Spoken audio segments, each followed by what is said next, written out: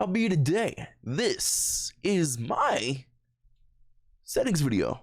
This will be my Warzone settings. We're gonna go through some graphics, some interface, some audio, my controller settings. I don't have keyboard and mouse settings, so if you are looking for that, that ain't me. No, I got where's the controller? Alright. That's me. Alright, so let's get into it. Okay, so a disclaimer. Not everybody's gonna have the same settings as me. Alright, don't one for one copy me. Everyone's gonna be different. Everyone's on a different computer, or you're on a console, so your settings won't exactly look like this. I'm just gonna give you what I personally have, and I'll tell you what settings that you should probably run. Say if you're on controller, there's certain controller settings that you should be running that would help improve your gameplay. Keyboard and mouse, I don't play keyboard and mouse on COD, so I don't really have settings for that. I don't know what's good sensitivities, keybinds, that ain't me. So for example, display. This is all standard stuff. I have a 360 Hz monitor, so I have my refresh rate at 360. It's a 1080p monitor, so it's at 1080p. I don't need dynamic resolution, so that's that. I've tried to run everything as low as possible so I get the most frames. So my custom frame rate, I have it set to 300. I normally get around 200 to 240 frames on Warzone. Brightness, this all depends on what monitor and what you prefer. My monitor has a pretty good brightness and not sensitivity, settings and everything like that, so I just run mine at 55. I can see everything clearly. It's all good. Now we go to quality. Field of view. Now this is personal to certain people. This will be up to you. I personally like having 120. I like to see as much as possible. It helps with visual, kick on guns, stuff like that, which is what you need affected for. Affected on field of view decreases the, visual recoil on guns a lot. It's because when you ADS, it matches your field of view, so you're zoomed out more, so it's not bouncing as much. Camera movement, I would put this at the least amount as possible. The more your camera moves, the more you're gonna be taken off target. It's just shaky, you can't see shit. It's not good. Now all of this is just quality stuff. I'll run you through what I have.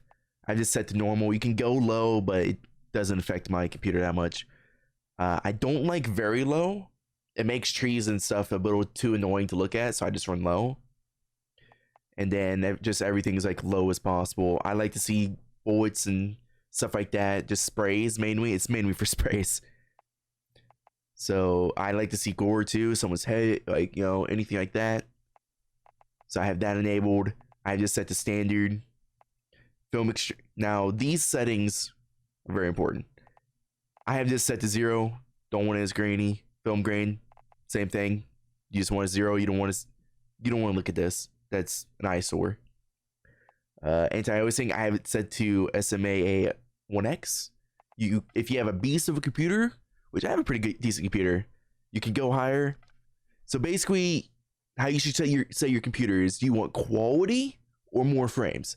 I personally would like more frames over quality of the game, what it looks like. So I've got it slightly bumped up a little bit just for a little bit better look. Depth of view, turn that off. When you ADS, it makes things blurry. You don't want that. Anything with blur, turn off. Motion blur, weapon motion blur, everything. Turn it off. You don't want that, at all. Just can't see anything. Shadows, I have that all in low. I don't need to really see that many shadows, and it helps you get more frames. Particles, I have that at low. I'm not looking at the particles from explosions and such. I didn't change anything. Okay, just discard. Cool. Interface. Now I have subtitles on, but mainly just for, it's a preference thing. You can have them on or not. I like seeing them just for player interactions. Like when you shoot a teammate, Lucas will say ouch, fuck off, stuff like that. It's just funny. I do run Colorblind. I run Tritanopia, I believe. Tritanopia.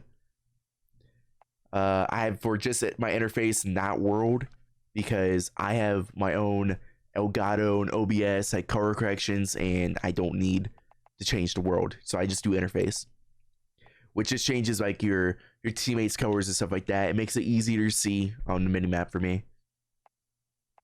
HUD, I have it just slightly more zoomed in, so I don't have to look so far on the minimap. Just a little bit more centered for me. Minimap shape, I do square. You see more compared to circle. And I like having it rotating. I think it's just easier on my eyes for to track stuff when I'm running around. Directional stuff, that's just, it doesn't really matter. I have letters on. It's not a big deal. Texture I have enabled. Profanity filter I have enabled because people are stupid and punks. And not fun. I have my FPS counter, where you see at top left, latency, packet loss, FPS. I have those on. That way I can see if I'm lagging, if I'm dropping frames, anything like during the game. Audio mix, I do boost high.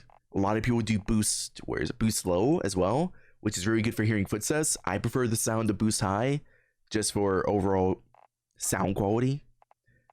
This stuff is all preference to you, what you want to hear, what you is best for you. This is what I have. This is also just voice chat, so that's preference to you. You can just turn it off if you want to. War tracks, this is the music you get when you're in a vehicle. I have it disabled just for DMCAs and such. Now, controller settings. I have all my stuff on default. I use a scuff impact. So I have paddles on the back that I map and everything like that. I also play semi-claw. So I just have everything set to normal.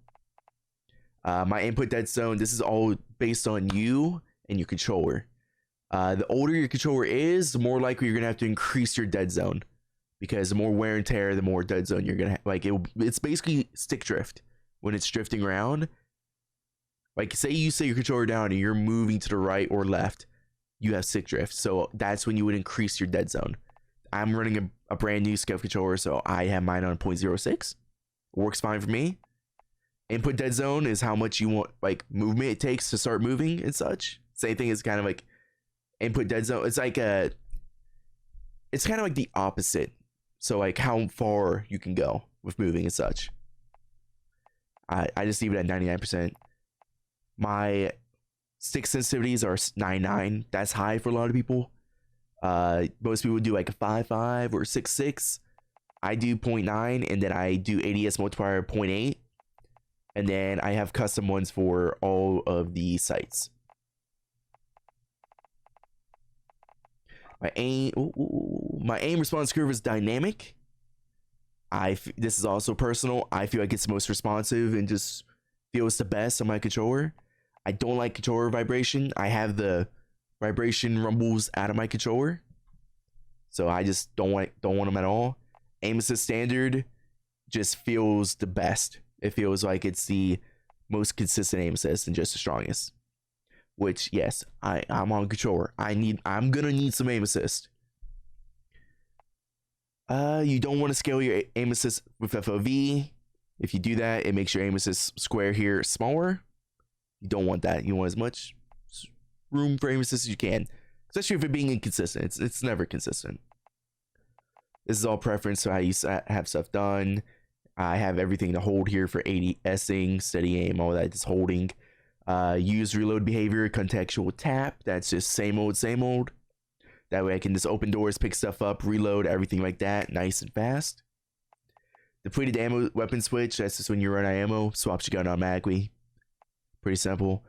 Armor plate is when you go to put one plate on, it automatically starts putting all the plates on. That way you don't have to sit there and hold the button the entire time. Side behavior on tap. This makes it easier to side cancel, which is pretty important. So this doesn't really matter when auto tac sprint.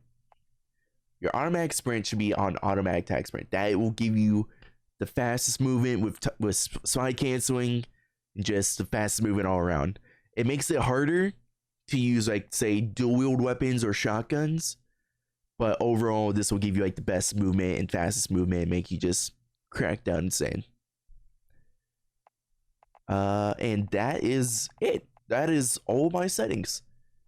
And that is my Warzone settings. If you guys found this video useful or helpful to you in any way, drop a like, you know, a subscription, you know, subscribe. Why not? If you check down in the description down below is a link to my stream. I stream pretty much daily. Yeah, pretty much daily. So if you guys want to stop by, hang out, you know, drop a follow. You guys enjoy the rest of your day or night, and I'll catch you the next time.